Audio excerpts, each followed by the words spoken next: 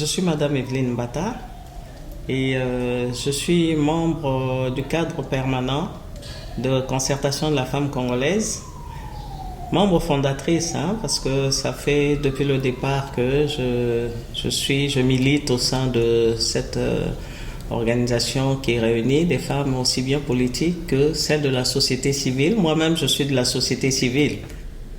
Après avoir travaillé dans ce cadre, c'est que la plus grande réussite, ça a été de conduire les femmes à Sun City pour la rencontre historique qui a fait que nous soyons aujourd'hui le Congo que nous sommes.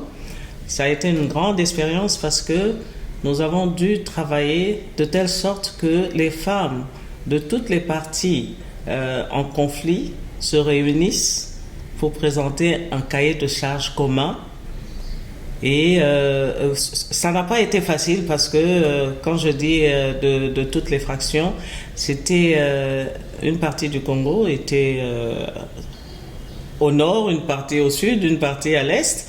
Et il nous a fallu beaucoup de mettre en place beaucoup de stratégies pour pouvoir recueillir les idées de toutes ces femmes-là.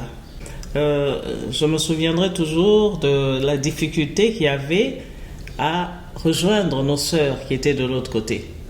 Donc il a fallu organiser des ateliers au nord, à l'est, à l'ouest, et enfin avoir la possibilité d'aller avec toutes ces personnes-là à Nairobi pour avoir un seul cahier de charge. Il n'était pas question pour nous d'avoir un cahier de charge des femmes du nord, du sud, pour les citer MLC, RCD, des femmes de la partie gouvernementale. Non. Il s'agissait pour nous d'avoir un seul cahier de charge qui réunissait les problèmes auxquels les femmes faisaient face avec cette situation de guerre. Donc je pense que c'est quelque chose de merveilleux parce que ce qu'on retiendra, c'est que toutes les femmes avaient la même impression, avaient les mêmes besoins. On s'est rendu compte qu'en fait, nous avions toutes le même problème de paix. Donc, dans cette déclaration, toutes les femmes se sont mises d'accord. Nous allons avoir cette déclaration que nous allions remettre aux facilitateurs de la réunion de Sun City. Donc, c'était un seul document pour toutes les femmes. La facilitation n'a pas permis qu'il y ait une composante femme. Malgré tout le travail de plaidoyer qu'on a fait auprès des Nations Unies, auprès de lui-même le facilitateur en se disant il est peut-être africain, il va mieux comprendre le souci des femmes, auprès des différents leaders d'opinion de l'époque, nous avons besoin d'une composante femme afin que les désirs des femmes soient traduits par les femmes elles-mêmes et qu'elles soient entendues comme une autre composante. Nous n'avons pas réussi, on nous a renvoyés dans nos composantes et ça ne nous rassurait pas. Ça ne nous rassurait pas du tout que la voix de la femme se ferait entendre. Et donc, qu'est-ce qu'il fallait faire?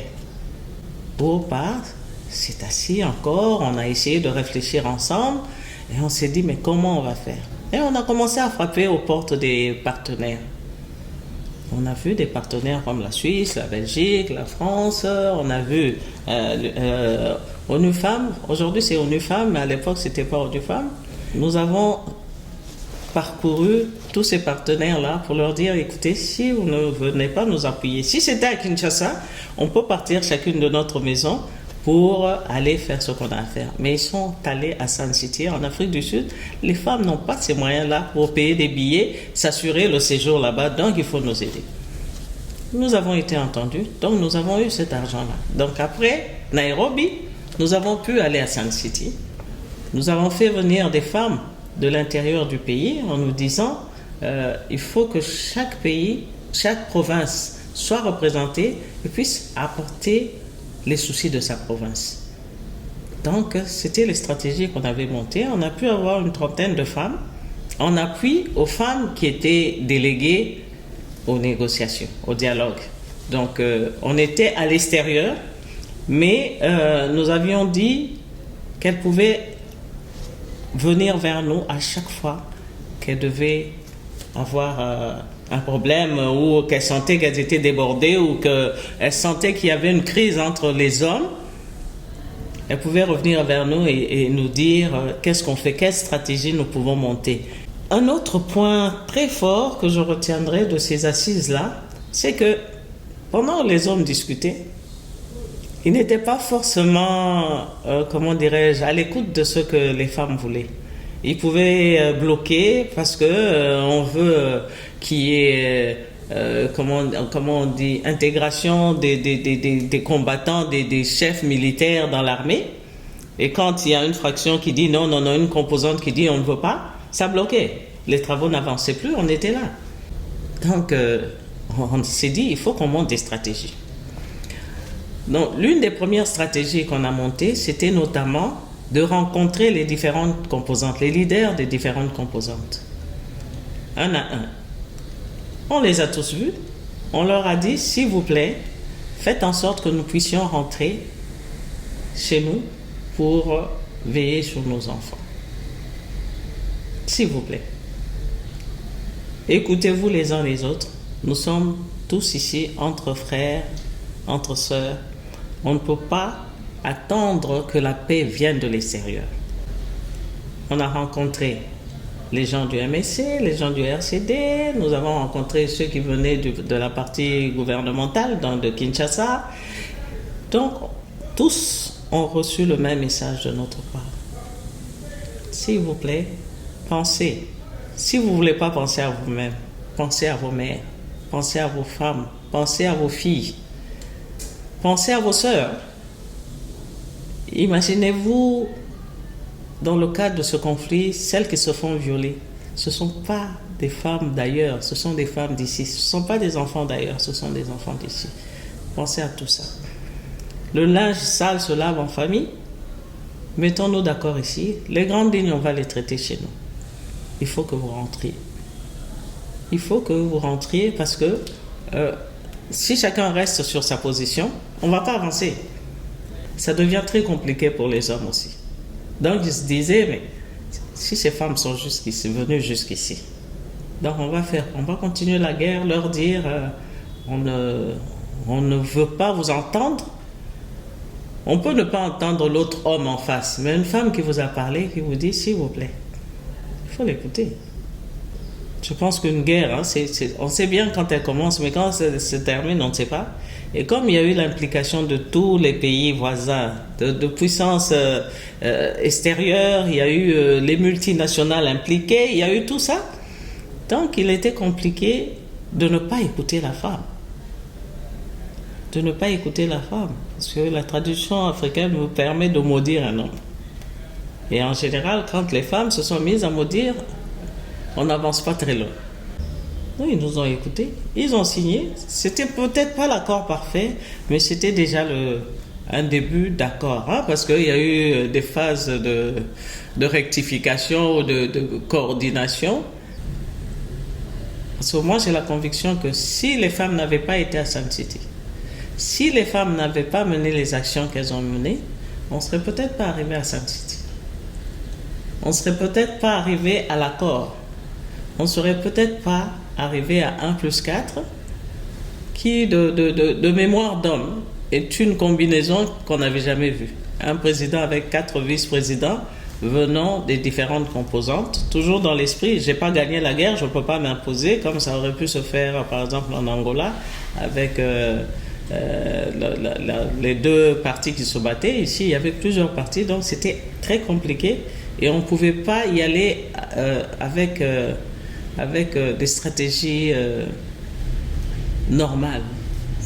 Alors, est-ce que nous avons combattu le combat de la promotion des droits des femmes?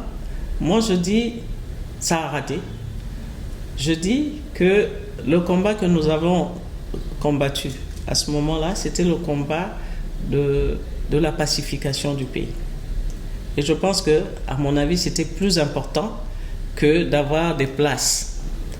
Donc, je me dis toujours que, contrairement à d'autres pays qui profitent des situations de conflit, de sortie de conflit, de situations post-conflit, pour avoir des changements, dans le comportement des politiques, de la société civile, pour qu'il y ait un alignement plus important de femmes. On n'a pas vu ça. On n'a pas vu ça. Et ça a continué jusqu'à aujourd'hui, nous déplorons la même chose. Pour moi, le rôle de la résolution 1325, ça a été surtout un rôle d'éveil chez la femme.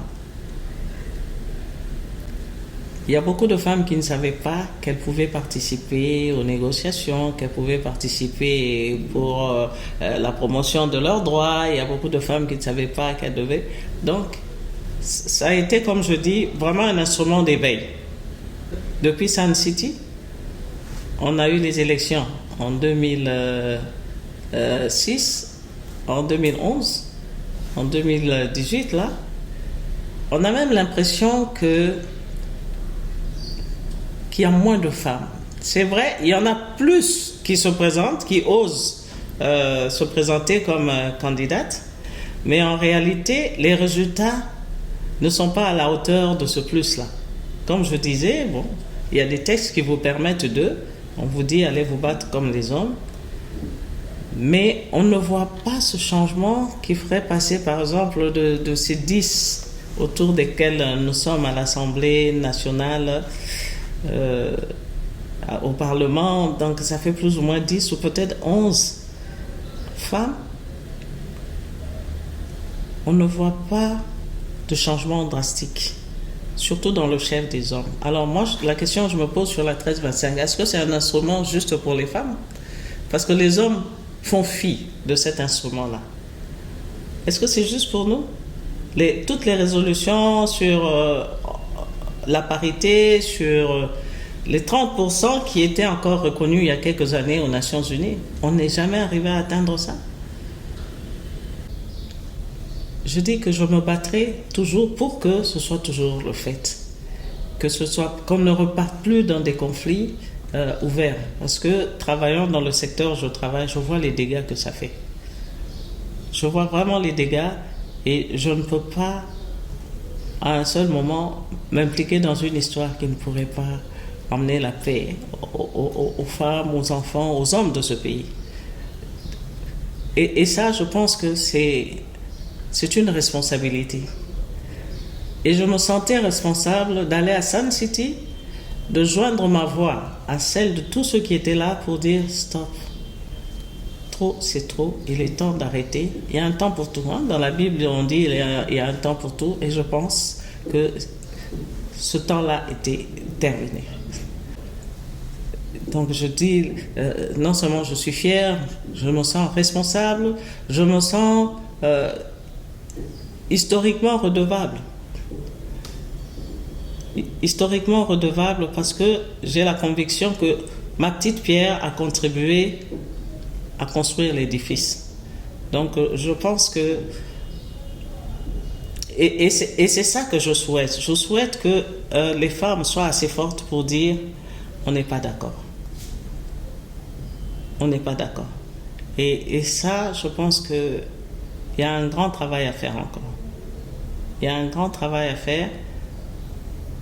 Mais je ne vais pas baisser les bras, je continue. Hein. Chaque jour, il y a une situation qui vous emmène à dire vous ne pouvez pas penser ceci des femmes tant que vous n'avez pas testé ce qu'elles sont capables de faire. Et ça, l'histoire, hein, bon, je ne sais pas qui est en train d'écrire l'histoire de cette période-là. J'espère que les hommes seront assez honnêtes pour dire on a avancé grâce aux femmes. J'espère qu'ils seront assez honnêtes. Parce qu'on sait comment ça se passe. Dans les livres d'histoire, on ne cite pas les femmes.